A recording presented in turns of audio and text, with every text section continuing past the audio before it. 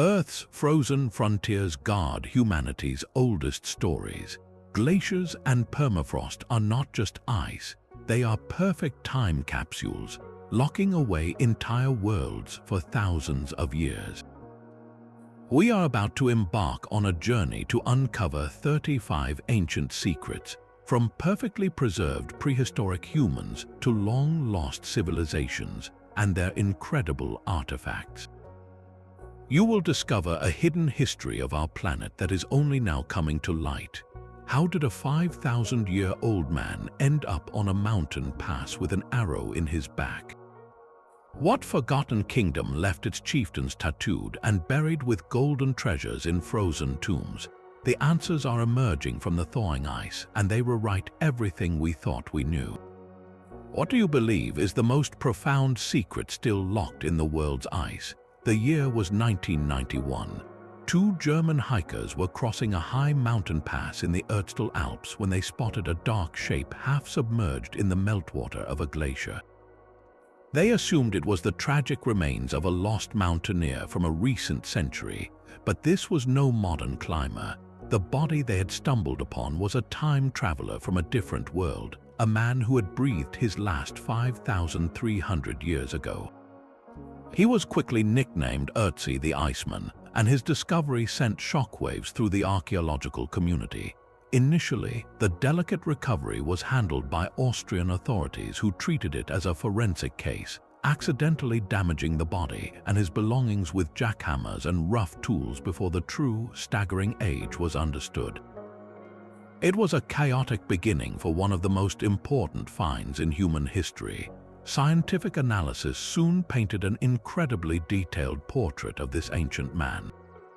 He was not a giant, standing about 5 feet 3 inches tall, and he was in his mid-40s, a respectable age for his time. His skin was marked with over 60 tattoos, simple lines and crosses that may have been a form of therapeutic treatment for joint pain. He was dressed for the high mountains in a sophisticated outfit of a grass cloak, a leather loincloth, and leggings. His gear was a complete survival kit, a testament to his resourcefulness. He carried a copper axe, a revolutionary technology for his era, a dagger with a flint blade, a bow and a quiver of arrows, and a mysterious birch bark container whose purpose we can only guess. But the most chilling discovery came from a meticulous examination of his body. An arrowhead was found lodged deep in his left shoulder, severing a major artery. This was no accident. Ötzi was murdered. He also had a deep cut on his hand, evidence of a violent struggle just days or even hours before his death. His final meal, preserved in his stomach, offered another clue. He had eaten wild goat and red deer meat along with some grains and roots. This was the meal of a man on the move, not a settled farmer. The contents tell a story of a rapid journey through different valleys right before his violent end. Ötzi is not just a frozen corpse, he is a snapshot of an entire era, a Copper Age man whose personal tragedy of betrayal and violence on a high alpine pass has been perfectly preserved, waiting for the ice to recede and tell his story. While Ötzi's solitary death tells one story, the ice has preserved entire kingdoms. Far to the east, in the sweeping, rugged expanse of the Altai Mountains, another frozen secret lay hidden beneath stone and soil. Here, the Scythian people, fierce nomadic warriors who dominated the Eurasian steppes, built immense burial mounds known as kurgans. These were not simple graves, but palaces for the dead, constructed deep within the permafrost. The very ground that made building them a monumental struggle became their greatest guardian, sealing the tombs in a deep freeze for over 2,000 years.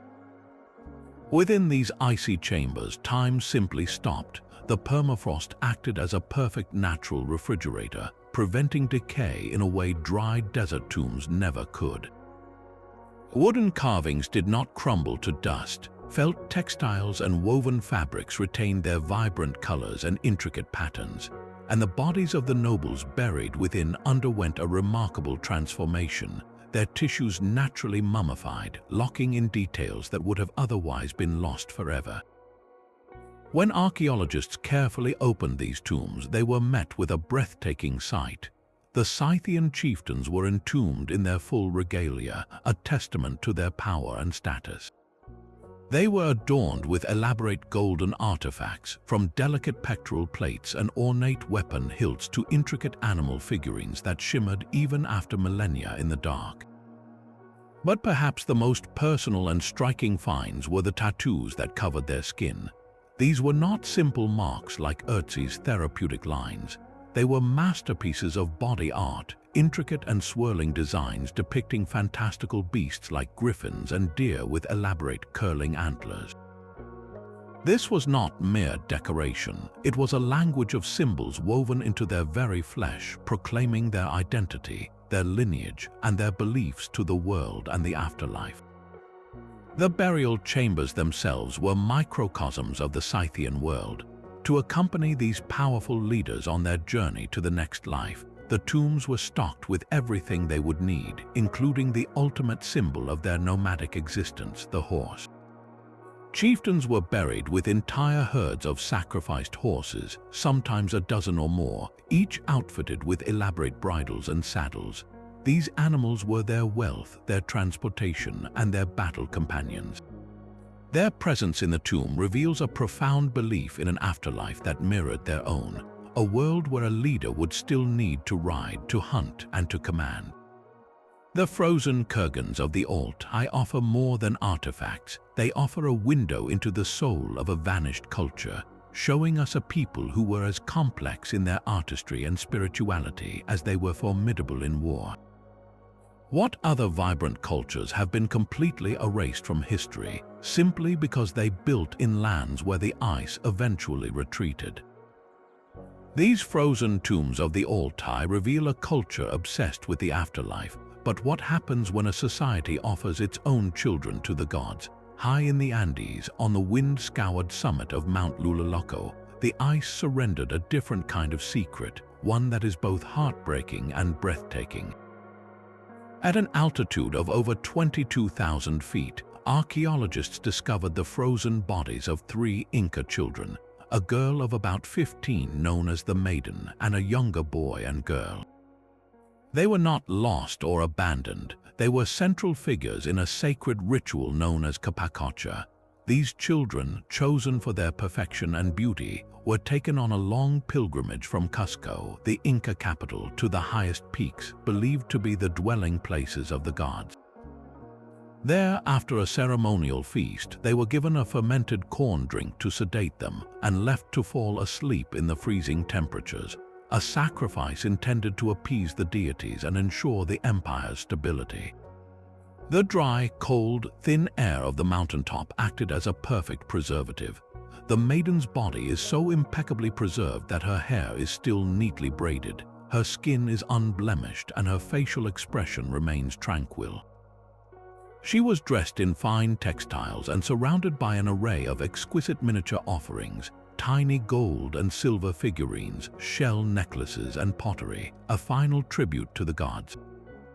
These were not just victims, they were considered messengers, their lives given to maintain a cosmic balance. Their preservation is so complete that scientists could analyze the proteins in her hair, revealing a dramatic shift in diet in her final year that marked her transition from a commoner to a chosen one, living a life of privilege before her final journey. This practice, while tragic to modern eyes, was seen as the highest honor, a direct connection to the divine. From the sacred peaks of South America, our journey takes us to the opposite end of the hemisphere, to the harsh, melting ice fields of Greenland. For centuries, the fate of the Norse eastern settlement was one of history's great mysteries.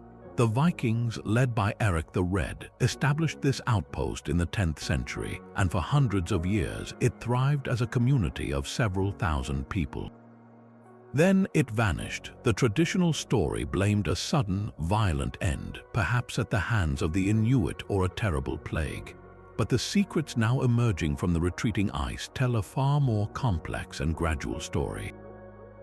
As the ice melts, it is revealing a lost landscape littered with Viking artifacts. Researchers are finding perfectly preserved items like wooden hair combs, fragments of woolen clothing, and iron tools, objects that were dropped or discarded centuries ago and instantly frozen in time. These are not treasures from a grand tomb, but the everyday possessions of ordinary people. The locations of these finds are redrawing the map of the Norse world. They show that the Vikings traveled much farther into the ice sheet than we ever knew, likely in search of scarce timber and game as their environment changed. The story written in this thawing ground is not one of a single catastrophe, but of a slow, grinding struggle against a changing climate. The Little Ice Age was gradually making Greenland colder, shortening the growing seasons and making it harder to sustain their European way of life. The ice did not swallow the Vikings in a single gulp. It slowly squeezed them season by season until their community was no longer viable. These humble artifacts are the final, silent witnesses to a society that could not adapt, a civilization that faded away one lost comb, one abandoned farm at a time. What other lost pathways and forgotten settlements are still hidden, waiting for the right summer to melt free and speak? The silent struggle of the Norse in Greenland is a testament to a slow defeat, but the ice also conceals stories of ancient triumph. Across the Atlantic, in the remote mountains of North America, another kind of thaw is revealing evidence of humanity's ingenuity. As ice patches that have been permanent for millennia finally shrink, they are exposing prehistoric hunting grounds. These are not random scatters of bones, but carefully constructed sites. Archaeologists are finding ancient wooden hunting blinds where hunters would lie in wait, and perfectly preserved dart shafts and throwing sticks, tools used to hunt caribou thousands of years ago. These caribou would instinctively gather on the ice to escape summer insects, making them easy targets for the hunters who knew their habits intimately. Each melting patch is like opening a time capsule of survival, revealing a sophisticated understanding of animal behavior and landscape that sustained people for generations. From these ancient successes, we turn to a more modern and far more tragic failure. In the frigid waters of the Canadian Arctic, the long-lost ship of Sir John Franklin's expedition was discovered, resting silently on the seabed. HMS Erebus and its companion ship Terror set sail in 1845 with 129 men to find the fabled Northwest Passage. They vanished without a trace, becoming one of history's most enduring maritime mysteries. The cold, anoxic water preserved the Erebus in astonishing detail, a ghost ship frozen not in ice but in time. Divers have recovered artifacts that tell a chilling story of the crew's final, desperate days. Fine china plates and silver cutlery speak to the formal life of a Royal Navy vessel, while abandoned personal items hint at a sudden evacuation. The true story, pieced together from Inuit oral histories and these sunken relics, is one of a slow-motion catastrophe.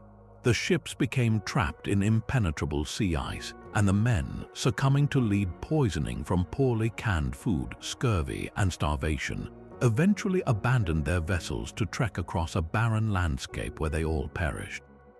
The preserved wreck of the Erebus is not just a relic, it is the grave of a doomed mission and a stark reminder of the Arctic's unforgiving power. Yet, the same permafrost that guards human tragedy also holds secrets from a much older world. In the vast, empty stretches of Siberia, the thawing ground is unleashing a treasure trove of Ice Age giants. Mammoth graveyards are emerging, revealing not just scattered bones, but complete carcasses with skin, hair, and even internal organs intact. These creatures, some tens of thousands of years old, are so well preserved that scientists can analyze their stomach contents to see their last meals. This incredible preservation is fueling the wild frontier of extinction science, with researchers actively working to sequence the mammoth's genome, dreaming of one day resurrecting this lost species. But this scientific gold rush is shadowed by a commercial one, a modern tusk rush. With the international ban on elephant ivory, mammoth tusks have become a legal alternative worth small fortunes. Prospectors now braved the harsh wilderness, using high-pressure water hoses to blast away the permafrost and retrieve these ancient ivories. This frantic race is recovering incredible specimens, but it is also destroying the very archaeological context that makes them scientifically priceless, washing away any evidence of how the animals lived and died. The mammoth emerges from the ice not just as a scientific curiosity, but as a symbol of a new conflict, a clash between our desire to understand the past and our hunger to profit from it. The permafrost is not the only keeper of time. High in the mountains of Norway, the steady retreat of the glaciers is uncovering a different kind of record, one carved not into flesh but into stone itself. Across the Jotunheimen Range, ancient petroglyphs are emerging from their icy tombs, their surfaces as crisp as the day they were etched over 6,000 years ago. These are not random scratches, they form a vast, open-air gallery depicting the lifeblood of the prehistoric hunters, the reindeer. The artwork shows herds in motion, with hunters and their weapons strategically positioned, a clear illustration of a long-lost hunting strategy. But the stones themselves tell only half the story. Scattered across the same thawing grounds, archaeologists are finding the physical remnants of the hunt, wooden arrows and fragments of traps, all preserved by the same deep freeze that held the art. These finds reveal a landscape of incredible ingenuity. Hunters did not simply chase their prey, they funneled them. They used the natural terrain, building stone blinds and drive lanes to guide the reindeer toward waiting ambushes on the ice patches where the animals would congregate. Each petroglyph, each abandoned arrow, is a data point in a timeline of human survival. The layers of artifacts from the oldest stone carvings to more recent Iron Age arrowheads create a continuous record of hunting activity spanning millennia. This timeline is inextricably linked to the climate. During warmer periods, the ice retreated and the hunting grounds expanded, leaving behind more artifacts. When the climate cooled and the glaciers advanced, the evidence was buried, sealed away until now. These emerging secrets show a people in perfect sync with their environment, adapting their strategies to the rhythm of the ice over countless generations. What other masterpieces of ancient art and engineering are still locked beneath the ice, holding stories of human resilience we have yet to learn? The silent stones of Norway are not the only places yielding their dead. Far across the Atlantic, in the coastal mountains of British Columbia, a different glacier was melting, and in 1999, a group of hunters made a discovery that would bridge a gap of 300 years. They found the body of a young man emerging from the ice, and in a remarkable act of respect, they named him Quede den Tisinchai, which means long ago person found in the southern Tuchone language. This was not just an archaeological find, it was the return of an ancestor, and it initiated one of the most collaborative scientific investigations ever undertaken. Researchers worked hand in hand with the Champagne and Aishihik First Nations, ensuring the study was conducted with cultural sensitivity and that the young man's story was honored, not just extracted. His clothing was a map of his world. He wore a robe woven from the pelts of ground squirrels, pieced together from perhaps dozens of animals, and a hat made of a single piece of woven spruce root. He carried a walking stick, a spear, and a small pouch of food and supplies. These were not the possessions of a king, but the practical gear of an ordinary traveler, making his journey across a high mountain pass. The secrets, however, were locked within his very cells. DNA analysis revealed his deep ancestral ties to the indigenous peoples still living in the region, a powerful genetic confirmation of their enduring connection to the land. Even more astonishing was the story written in his digestive system. Scientists analyzed the contents of his colon and were able to reconstruct his final meals. He had eaten shellfish, a type of herring called ulichin, and mountain goat. This menu was a geographical clue, a trail of crumbs marking his path. The shellfish and ulichin came from the Pacific coast, while the mountain goat was an animal of the high interior mountains. This meant his final journey was not a short one. He had traveled from the coast over the towering St. Elias Mountains and was heading inland when he met his end, a trek of hundreds of miles through some of the most rugged terrain on Earth. His death seems to have been an accident, perhaps a fall or exposure, freezing him in place on his epic journey. Quede Dentiasinch is a unique bridge, a person whose life and final trek connect the modern world directly to an unbroken ancestral past, his very body a testament to the ancient and enduring pathways of his people. Even the most carefully planned journeys can vanish without a trace. High in the Swiss Alps, passes like the Lurchen Pass have become accidental museums, their melting ice releasing a cascade of artifacts from travelers spanning thousands of years. Each object is a frozen moment in a perilous crossing. Roman coins glint in the sun, their long-lost owners perhaps merchants carrying goods across the spine of Europe. Medieval weapons, a sword or a dagger, speak of the constant danger, tools for protection in a landscape where a twisted ankle could mean death. But it is the personal items that truly connect us to these ancient wayfarers. A solitary leather shoe, perfectly preserved, tells a story of a traveler who stopped to adjust their pack and walked on, leaving a piece of their life behind. These are not hoards buried for safekeeping, but a scatter of lost belongings, a timeline of human movement sealed in ice. They reveal the Alps not as a barrier, but as a bustling corridor of trade and travel for millennia, where every crossing was a gamble against the elements. While these alpine passes chronicle centuries of civilian travel, a more modern fleet of travelers was being swallowed by ice on the other side of the continent.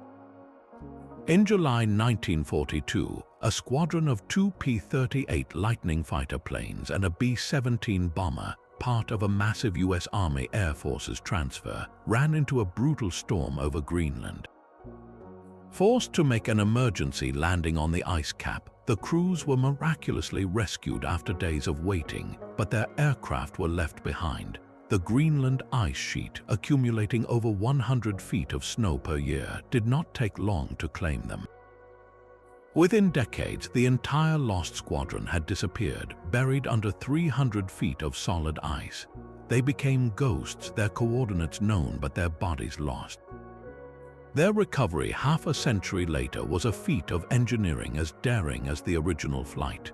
A team located the planes using radar, not by scanning the surface, but by melting a narrow hole with heated water and sending a probe down.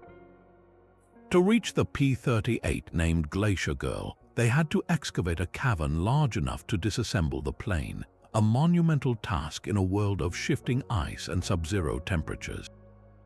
The recovery was a race against time and the very environment, a testament to human determination to reclaim a piece of its own history from a deep freeze far more formidable than any permafrost tomb.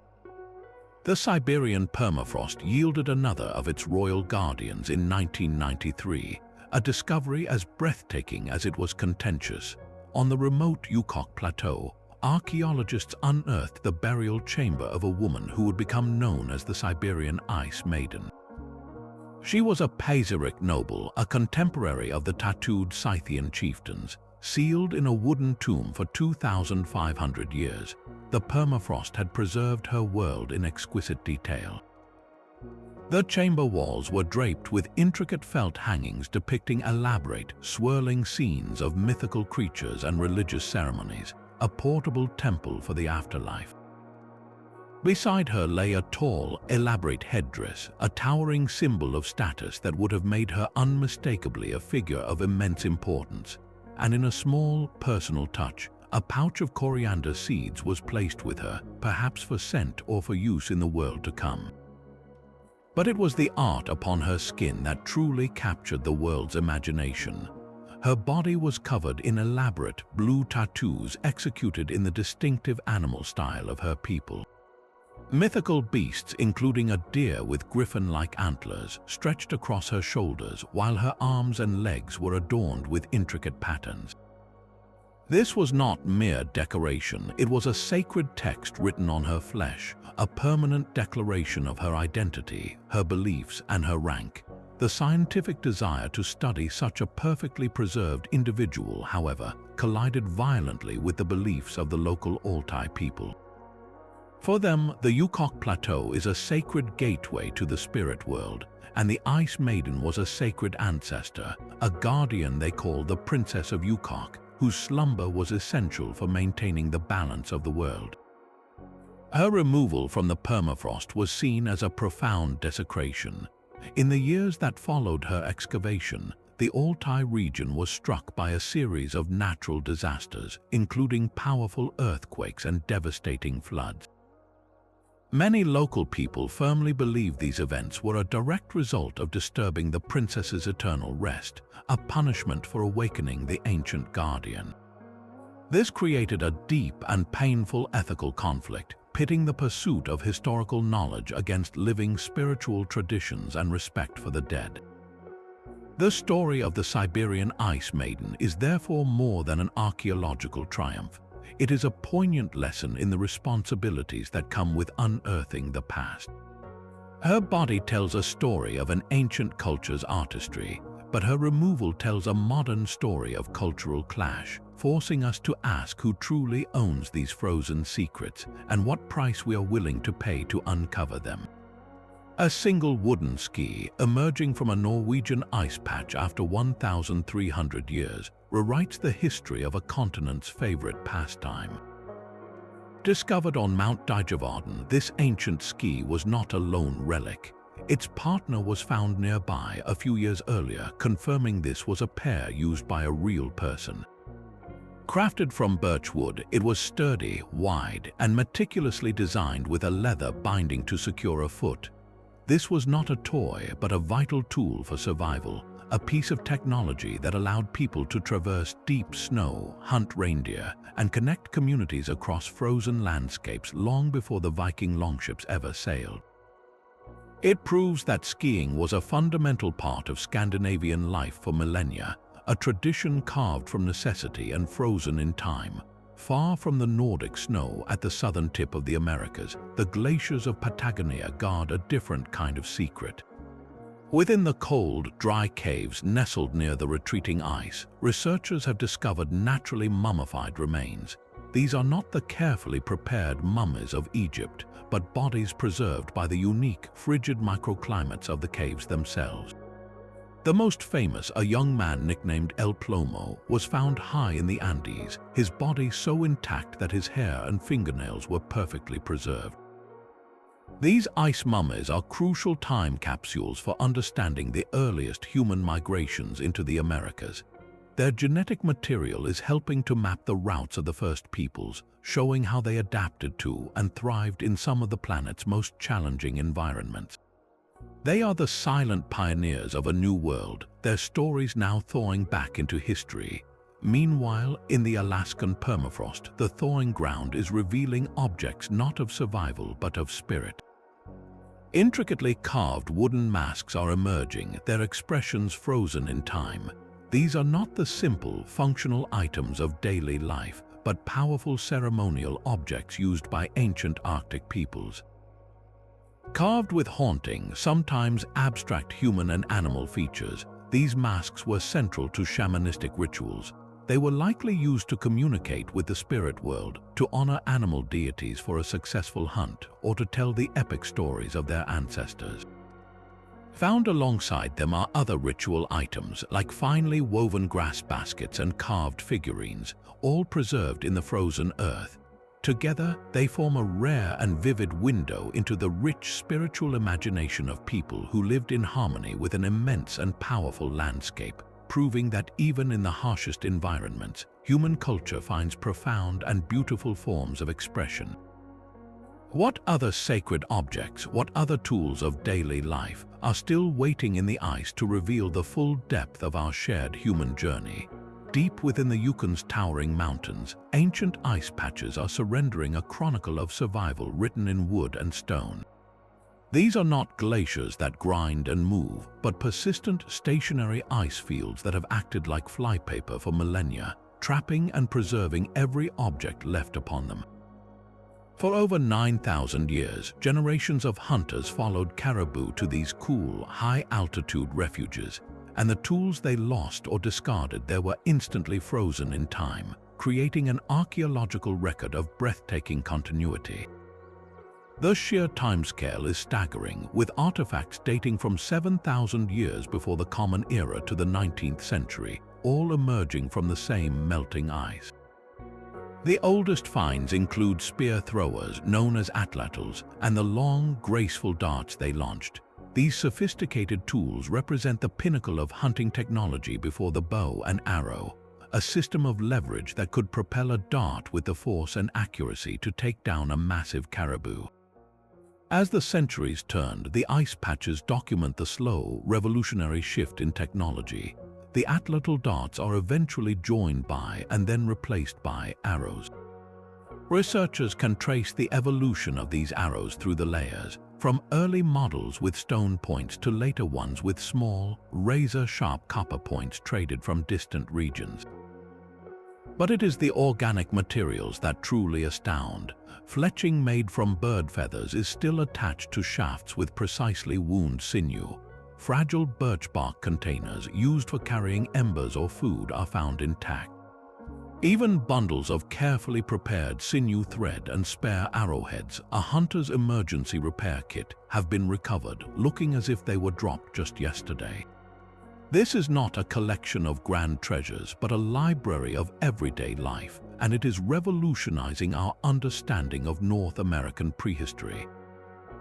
It proves a continuous, unbroken human presence in these mountains for 90 centuries, challenging old ideas of sporadic migration and empty landscapes.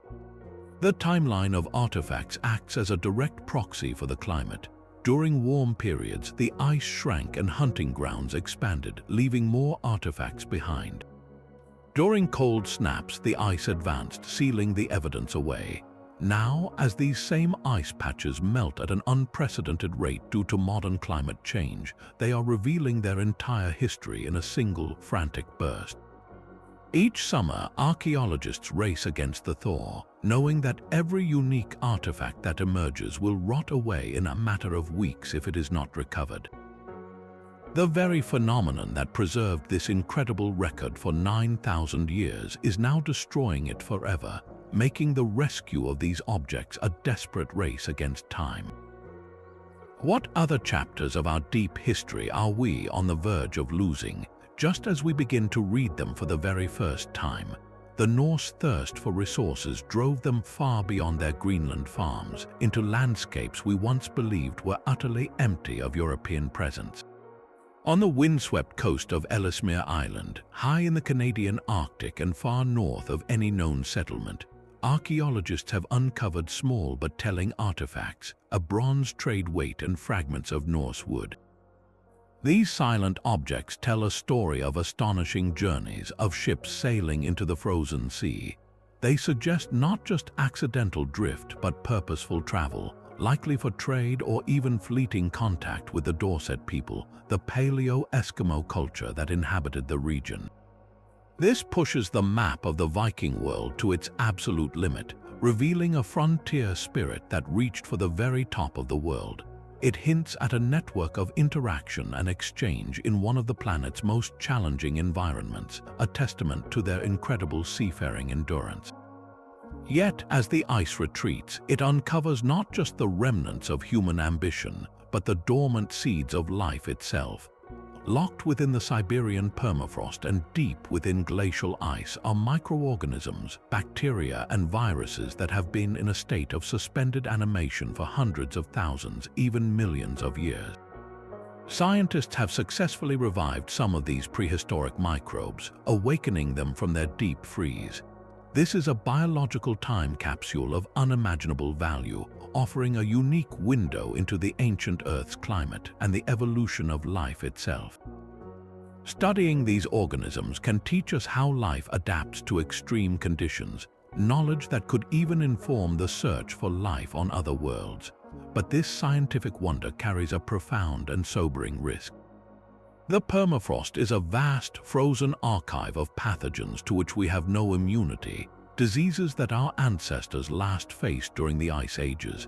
As the planet warms and this ancient ice melts, these prehistoric viruses and bacteria are being released back into the environment, a completely unintended experiment into extinction. The question is no longer if we will find them, but what happens when we do. Are we unlocking the secrets of life's endurance, or are we opening a Pandora's box from a world long gone? The roof of the world is beginning to speak. Across the vast, soaring expanse of the Himalayas, glaciers that have capped the peaks for millennia are receding, revealing secrets from a past we never knew existed at such extreme altitudes. This is not a gentle unveiling, but a race against time, as archaeologists and local Sherpas scramble across treacherous, thin-aired landscapes to recover artifacts before they are lost to the elements forever. The finds are as varied as they are astonishing. Ancient manuscripts, their birch bark pages miraculously preserved, are being found in high caves, their scripts hinting at lost languages and forgotten spiritual traditions. Elsewhere, the ice surrenders the grim remains of historical conflicts, from the skeletons of soldiers and their pack animals to rusting rifles and ammunition from long-forgotten border skirmishes. Each object is a frozen moment from a perilous journey, a testament to the human drive to cross these formidable barriers. But perhaps the most profound discoveries push the timeline of human presence here much further back. Evidence of prehistoric human activity is now emerging, including stone tools and ancient campfires, proving that our ancestors ventured into these deathly high passes far earlier than anyone believed possible. What does it take to survive at an altitude where oxygen is thin and the cold is relentless? These finds suggest a deep, ancient knowledge of the mountains, a gradual adaptation that allowed people to not just traverse, but to thrive in one of the most punishing environments on Earth. This emerging picture completely reshapes our understanding of trade and connection. The Himalayas were not an impenetrable wall, but a complex, navigated landscape. The artifacts paint a vivid picture of the Silk Road's high-altitude branches, networks of paths where merchants, pilgrims, and entire communities moved goods, ideas, and cultures across the spine of Asia. They carried everything from Chinese silk and Tibetan salt to Buddhist scriptures and medicinal herbs, their journeys weaving together the civilizations of the Indian subcontinent with those of Central Asia and beyond. The melting ice of the Himalayas is revealing more than just objects. It is uncovering the lost pathways of human ambition and resilience, showing us that the highest places on our planet have been corridors of life for thousands of years. Even glaciers can swallow ships whole. High in the mountains of Norway, not under the sea but entombed within a landlocked ice patch, radar technology revealed the ghostly outline of a Viking-age ship. This was not a coastal wreck, but a vessel deliberately dragged high into the mountains, likely to serve as a royal burial chamber for a chieftain of immense stature. The sheer effort of such a feat is staggering, a testament to the ship's symbolic power. Buried under tons of ice and sediment, its wooden hull has been protected from decay for over 1,000 years. This ship is a time capsule from the Viking heart, and its careful future excavation promises to reveal not just how they built their legendary vessels, but the very rituals that sent their greatest leaders into the afterlife. It is a discovery that could fundamentally rewrite our understanding of Norse maritime culture and its connection to the land they called home. From a vessel of the dead, we turn to a life cut short. In the Siberian permafrost, hunters unearthed the body of an 18,000-year-old puppy, so perfectly preserved that its whiskers, nose, and fur were still intact. Scientists named it Dogger, a word that means friend in the local Yakut language and also cleverly poses the question, dog or wolf? This ancient pup represents a unique snapshot in time, a moment when wolves were first transitioning into domesticated dogs. Genetic testing has been unable to classify it definitively as either, placing it right at that mysterious evolutionary crossroads. Was Dogger a beloved companion to early humans, or a wolf cub that simply perished young? Its unresolved identity makes it one of the most fascinating and important finds in the story of canine evolution, a single life holding the secret to one of humanity's oldest partnerships. The frozen South guards its own tales of ambition and survival. The relics from the heroic age of Antarctic exploration are monuments to human endurance. The most famous of these, Sir Ernest Shackleton's ship Endurance, was crushed by pack ice and sank in 1915 in the Weddell Sea. Its wreckage, discovered largely intact over a century later, sits upright on the seabed in a state of breathtaking preservation. The cold Antarctic water, devoid of wood-eating organisms, has kept the ship almost perfectly, from its towering masts to the helm where the captain made his final stand. Artifacts from these expeditions found on land are equally poignant. Preserved supply depots, abandoned sledges, and the lonely huts used as bases tell a story of brutal hardship and meticulous planning. They reveal the razor-thin margin between life and death on the ice, and the unbreakable human spirit that drove these explorers to the very ends of the earth, leaving behind a legacy frozen in time, waiting for us to rediscover. The silent, frozen ground of Siberia holds more than mammoth tusks and ancient tools.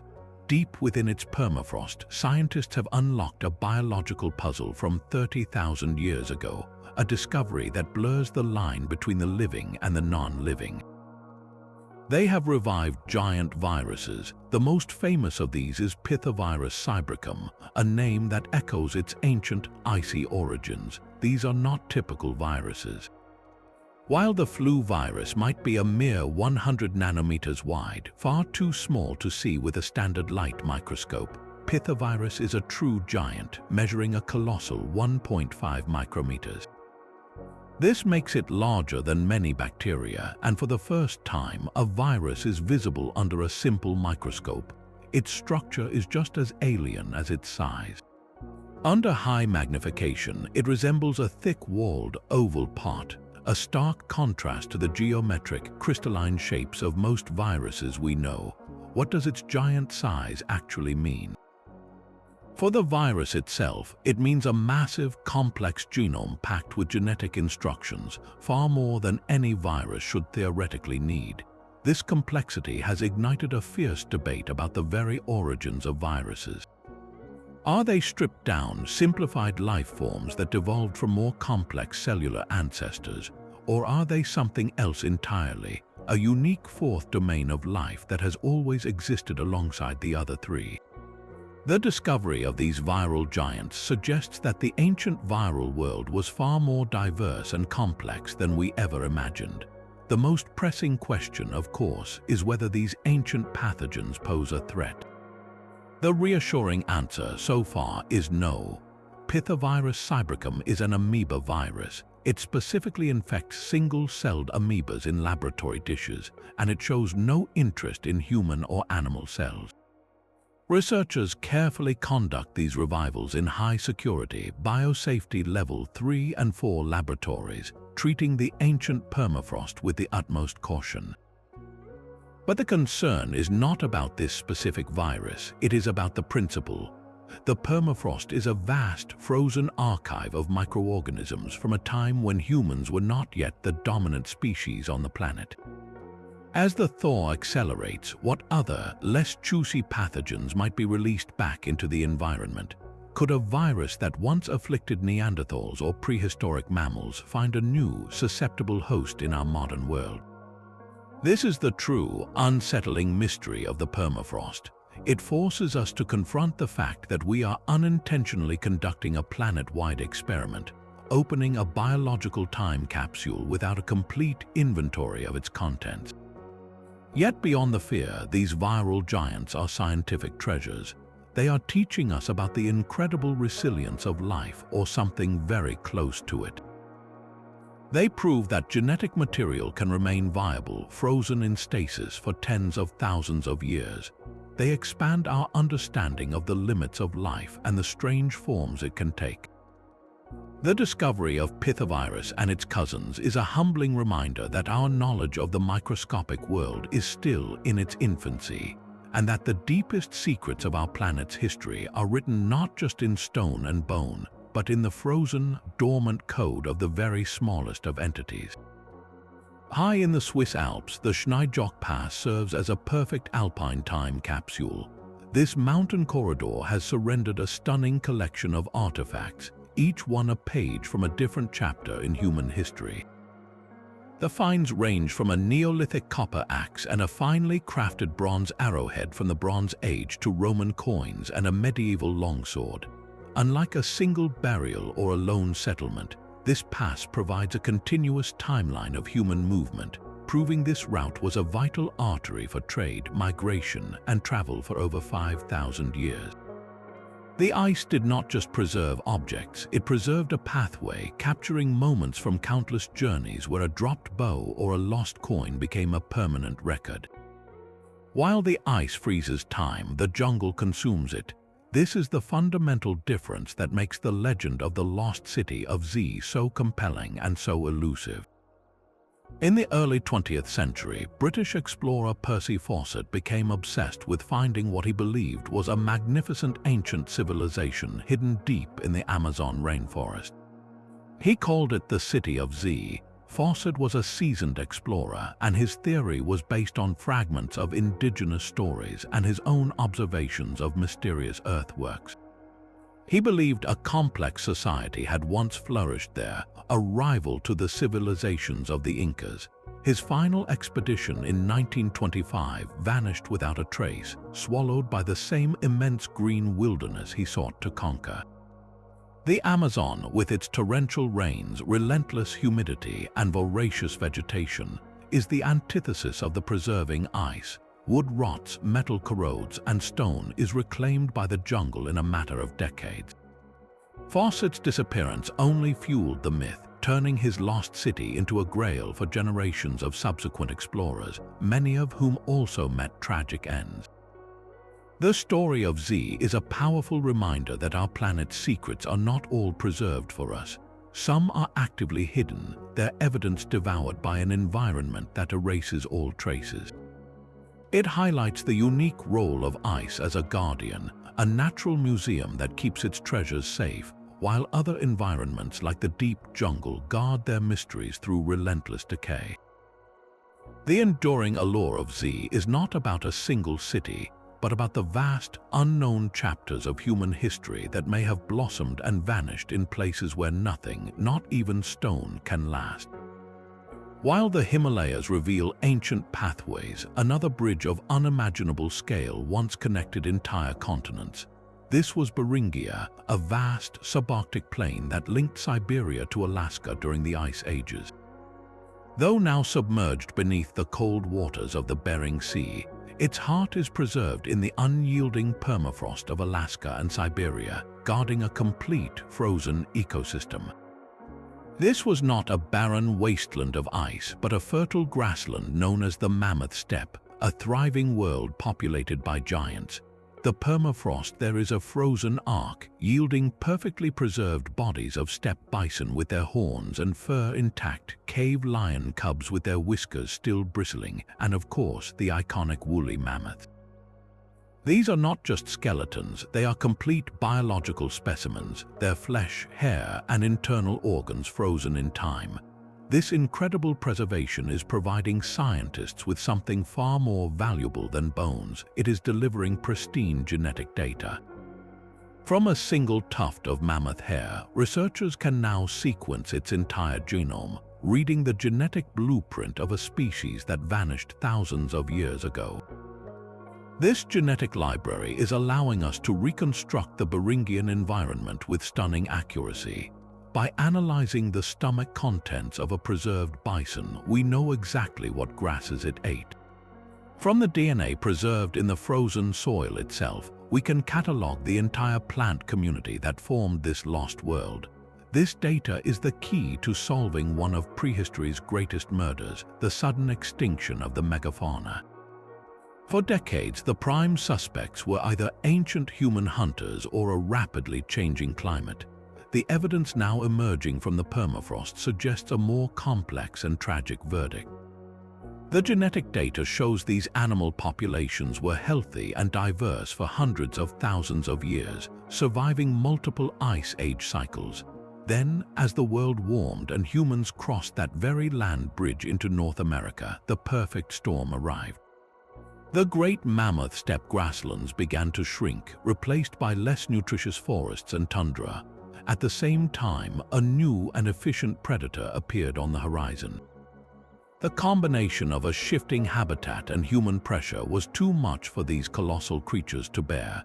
Their populations fragmented and collapsed, leaving behind their frozen remains as the final witnesses to a world that simply disappeared. High in the Andean peaks, the Incas built more than just sacrificial sites. They constructed a sophisticated network of celestial observatories. At locations like the famed Machu Picchu, certain structures align with breathtaking precision to the rising and setting sun during the solstices, casting specific shadows or illuminating sacred stones with a beam of light. These high-altitude sanctuaries were not random. They were carefully positioned to commune with the heavens. The Incas saw the sun, moon, and stars as deities, and by tracking their movements, they were able to create a precise calendar that dictated planting, harvesting, and religious festivals. This ancient knowledge, literally carved into the mountaintops, reveals a civilization that mastered its world by first mastering the sky, turning the very peaks into a giant stone clockwork to divine the will of the gods. From these celestial temples, we return to the earthly power of the Scythian elite, but with a discovery that showcases their artistry on an even grander scale. In the 1940s, Russian archaeologist Sergei Rudenko uncovered the frozen sarcophagus of a high-ranking Pazyryk chieftain in a kurgan known as Pazyryk II. The permafrost had preserved a scene of opulent authority. The chieftain lay within a larch wood coffin, his body prepared for eternity. His skin was covered in elaborate tattoos of mythical creatures, but his burial goods spoke of a life of immense status and mobility. He was accompanied by 10 sacrificed horses, each outfitted with elaborate, vividly colored felt saddles and bridles adorned with wooden carvings of griffins and tigers. The most spectacular find was a complete four-wheeled funeral chariot, its canopy supported by ornate poles. This was not a vehicle for war, but a ceremonial carriage for a leader's final procession, a symbol of his power that transcended even death. The contents of this single frozen tomb paint a vibrant picture of the Pazyryk culture, a society of nomadic pastoralists who were also master craftsmen, deeply spiritual, and bound by a strict social hierarchy where a chieftain's journey to the afterlife required all the trappings of his terrestrial kingdom. Far from the royal tombs of the steppes, the melting ice of the North American Rockies reveals a more intimate secret, the simple, essential rhythm of daily life. As ancient ice patches recede, they are uncovering prehistoric campfires, the ancient hearths of hunter-gatherers. These are not grand structures, but simple rings of stone surrounding a bed of charcoal and ash that has been frozen in place for over 10,000 years. Within these ancient fire pits, scientists are finding something remarkable, microscopic residues of cooked food still clinging to the rocks. By analyzing these residues, they can identify the specific fats and proteins, revealing that a family or a small band cooked a meal of bison or mountain sheep at that very spot. These hearths were more than just sources of warmth and cooking. They were the social centers of their world, places where people gathered after a hunt to share food, tell stories, and sharpen their tools. The discovery of multiple hearths in a single area suggests these were known and revisited gathering spots, perhaps used seasonally for generations. Each melting ice patch exposes a fleeting moment frozen in time, a quiet evening from a world long gone, reminding us that history is not only written in gold and grand monuments, but also in the simple, enduring evidence of a shared meal beside a warm fire. Every ancient artifact we recover from the ice is a race against a ticking clock. This incredible unveiling of the past is driven by the same force that now threatens to erase it forever: modern climate change. The very glaciers and permafrost that acted as perfect time capsules for millennia are now disappearing at an unprecedented rate. For glacial archaeologists, this has created a frantic, worldwide rescue mission. Each summer, as the melt accelerates, they scramble to remote ice patches and mountain passes, knowing that any organic object exposed to the sun and air will rot away into nothing in a matter of weeks. A wooden arrow shaft that survived for 6,000 years can be destroyed by mold in a single season. This is a double-edged sword of heartbreaking proportions, granting us a fleeting glimpse of hidden history only to snatch it away just as quickly. The ethical weight of this work is immense. Every recovery must be documented with meticulous care because the context is as important as the object itself. Finding a spear point is one thing, but understanding its age, its connection to other tools nearby, and the soil layer it came from is what builds a true story. Once the ice is gone, that context is lost forever, and with it the full meaning of the find. Yet these very discoveries provide us with something incredibly powerful, tangible, irrefutable proof of past climate shifts. The layers of artifacts emerging from the ice are a direct physical record. When we find a concentration of hunting tools from 4,000 years ago, it tells us that was a warm period when the ice retreated and hunting grounds expanded. When those artifacts stop and the ice advanced, it signals a centuries-long cold snap. This timeline, written in lost arrows and abandoned shoes, gives us a baseline, a natural rhythm of the planet's climate over thousands of years. The stark warning for our future is written in this ice. The current rate of melting is not part of that ancient, gentle rhythm. It is a violent, rapid unraveling. These frozen archives are showing us that the climate has changed before, but never this fast, and never with a world of 7 billion people in the path. The secrets emerging from the thaw are a gift from the past, but they are also a message, a final testament from a world in balance, urging us to understand what we are losing as the ice gives up its last silent stories. Ancient myths often whisper a strange, distorted truth. For centuries, Greek poets spoke of a fabled paradise called Hyperborea, a perfect land of eternal spring and boundless sunshine that lay far to the north, beyond the reach of the icy north wind. Its people, the Hyperboreans, were said to live in peace and prosperity for 1,000 years. This legend was long dismissed as pure fantasy, a symbolic utopia. But what if this myth was a fragmented memory of a real place, a land that was not always frozen? As the Arctic ice recedes at an alarming rate, it exposes coastlines and landscapes that were once temperate and habitable thousands of years ago. The idea that Hyperborea could be a cultural echo of a real Arctic haven, a land that was slowly lost to the encroaching ice, is a tantalizing possibility. It suggests that ancient stories passed down for generations might hold a kernel of geographical truth about a world we can no longer see.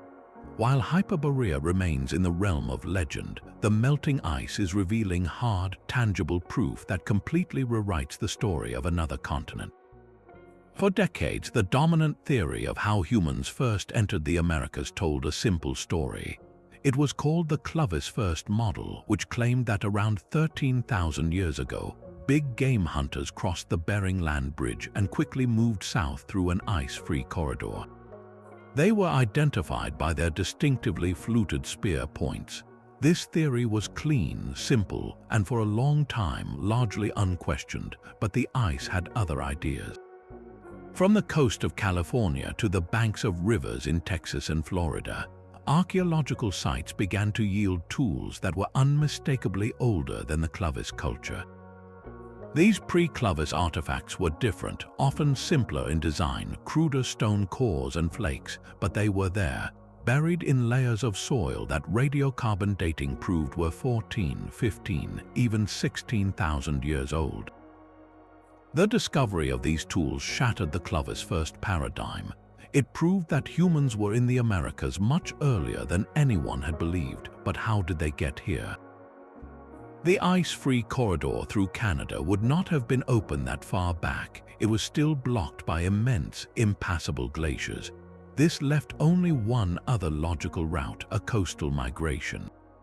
The first Americans, it seems, were not just hunters tracking mammoths across a land bridge. They were mariners. They likely traveled in small boats, skirting the edge of the ice sheets along the Pacific coastline from Siberia, hopping from one resource-rich refuge to another, living off the abundant marine life. They were a coastal people, and for thousands of years, the evidence of their journey lay submerged on the ancient continental shelf, now under the ocean, or trapped in landscapes that have only now begun to thaw. The lost tools of the first Americans, emerging from eroding coastlines and melting permafrost, tell a story of incredible resilience and adaptability, a journey that began not with a march through an inland corridor, but with a daring voyage into the unknown along the edge of the world. Beneath the retreating tongue of a Swiss glacier, a landscape unseen for thousands of years is slowly coming back to life. The ice is pulling back to reveal the mangled, twisted remains of an ancient forest, a ghostly expanse of tree trunks, stumps, and roots preserved in perfect detail. These are not fossils turned to stone, but real wood, their growth rings still crisp and clear. These sunken forests of the Alps are silent witnesses to a time when the world was even warmer than it is today. Scientists carefully study the rings of these ancient trees, building a year-by-year chronology of the climate. Wide rings indicate warm, prosperous years with long growing seasons, while narrow, cramped rings tell of harsh, cold summers or devastating droughts. By matching these patterns across multiple stumps, they can create a continuous climate record stretching back millennia. This data reveals a startling truth. These forests did not grow during an ice age. They thrived during a prolonged warm period, a time when the very glaciers that now conceal them were smaller than they are today or had vanished completely. The existence of these ancient woodlands high in the mountains, in areas that have been locked in ice for centuries, provides irrefutable physical proof that our planet's climate has shifted dramatically in the past. This is not just an academic curiosity, it is a critical baseline. By understanding the natural rhythms of the past, the precise temperatures and atmospheric conditions that allowed these forests to flourish, we can better contextualize the rapid, human-driven changes we are witnessing now. The wood itself holds even more precise clues. Scientists can analyze the specific isotopes of oxygen and carbon trapped within each tree ring. The ratio of these isotopes acts as an ancient thermometer and rain gauge, revealing not just whether a year was warm or cool, but the exact temperature and the amount of rainfall that fell during that tree's life. This data is creating a high-resolution picture of a warm world, showing us how ecosystems responded when glaciers retreated and temperatures rose. It offers a vital glimpse into a possible future, showing what our mountain landscapes could become if the current warming trend continues unchecked. These resurrected forests are more than a secret from the past. They are a profound message about the future, written in wood and ice. The legend of lost Inca gold has taunted treasure hunters for centuries, a story of vast riches hidden from the Spanish conquistadors in remote mountain passes. As the glaciers of the Andes retreat, this myth is transforming into tangible reality. Prospectors and archaeologists are now discovering precious artifacts emerging from the ice, not entire golden cities, but significant finds that validate the ancient tales. Small gold figurines, once left as ritual offerings, gleam in the sun after 500 years. Silver ornaments and finely woven textiles, all of immense cultural and monetary value, are thawing back into the world. These objects were not lost by accident. They were deliberately placed, hidden away from the invaders or offered to the mountain gods. Each golden llama or silver disc is a piece of a puzzle, proving that the Incas used the highest, most inaccessible reaches of their empire as a sacred bank vault, a frozen treasury that is only now beginning to yield its secrets. What other fortunes, what other sacred hoards remain locked in the thinning ice, waiting for the right moment to reveal themselves? our final secret shifts from golden treasure to a more primal prize, the last meal of an Ice Age predator.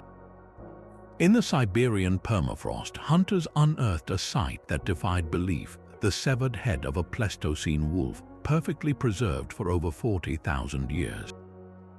Its fur was matted, its teeth were bared in a permanent snarl, and most astonishingly, its brain was potentially still intact, preserved by the deep freeze. This was not just a skull, it was a living face from a lost world. Scientists immediately turned their attention to the contents of its stomach, a time capsule from an ecosystem long since vanished. The analysis revealed a stark menu, the undigested remains of a young cave bear. This single detail paints a vivid and violent picture of the Pleistocene. This wolf was not a scavenger picking at leftovers. It was an apex predator capable of taking down formidable prey, a testament to the brutal competition and raw power that defined the Ice Age landscape. The head of this wolf is more than a fossil. It is a direct window into a world of giants, its final feast telling us a story of survival, predation, and the intricate food web that collapsed as the world warmed. These 35 secrets are just the beginning. As the ice continues to melt, it promises to reveal countless more stories, each one a frozen whisper from the past, urging us to listen before they are gone forever. The thrill of discovery carries a profound responsibility. Beneath the scientific triumph of finding a frozen body or a sacred artifact lies a deep and often painful ethical conflict, especially for the indigenous communities whose ancestors are emerging from the ice. For archaeologists, a 5,000-year-old man is an unparalleled scientific specimen, a data trove that can rewrite history. But for the descendants of that man, he is a grandfather, a revered ancestor whose eternal rest has been violently disturbed. This fundamental clash of perspectives is the central dilemma of modern ice archaeology. When researchers removed the Siberian ice maiden from her tomb, they saw a priceless historical find. For the local Altai people, it was a desecration that unleashed a spiritual catastrophe, a direct cause of the earthquakes and floods that followed. Who truly holds the right to these frozen dead? The scientists who seek to study them for all humanity, or the communities for whom they are sacred family? This question of ownership extends beyond human remains to the very artifacts that define a culture. The frantic rush for mammoth ivory in Siberia is a stark example of commercial looting, where priceless archaeological context is destroyed for profit. But even within the scientific community, the definition of preservation is debated. Is it more respectful to remove a body from the permafrost and place it in a climate-controlled museum vault, or to leave it in its original resting place to eventually decay as the climate warms? There are no easy answers, only difficult compromises. In response, many researchers and institutions have adopted strict protocols for collaboration. The recovery of Quede Dentiasinch High in Canada set a powerful precedent. Scientists worked as partners with the Champagne and Aishihik First Nations, who guided the entire process, from the spiritual care of the remains to the ultimate decision on what could be studied and what was too sacred to analyze. This model of shared stewardship, while challenging, is becoming the new standard, acknowledging that scientific knowledge must be balanced with cultural respect and spiritual beliefs. The black market for ice artifacts further complicates this fragile balance. A perfectly preserved wooden arrow sells for a fortune to a private collector, but its scientific value is lost forever when it is ripped from the ground without documentation. This illicit trade not only robs humanity of its shared history, but it also robs indigenous peoples of their cultural heritage, turning sacred objects into mere commodities. The race against climate change has therefore become a dual race, a sprint to recover objects before they rot, but also a race to recover them ethically before looters do. Every artifact pulled from the ice forces us to ask, do we have the right to unearth these secrets? And if we do, what responsibilities must we bear to the past and to the living communities connected to it as we bring these frozen whispers back to life? The accelerating melt reveals a paradox. For every secret it gives up, countless more may be lost before we even know they existed. This desperate urgency is fueling a technological revolution in how we search for and study these fragile treasures. Ground-penetrating radar now allows researchers to scan vast glaciers from the air, mapping the hidden terrain beneath the ice and detecting the ghostly outlines of structures or debris fields without ever breaking the surface. It is like giving archaeologists X-ray vision, enabling them to pinpoint promising sites before the summer melt exposes them to destruction.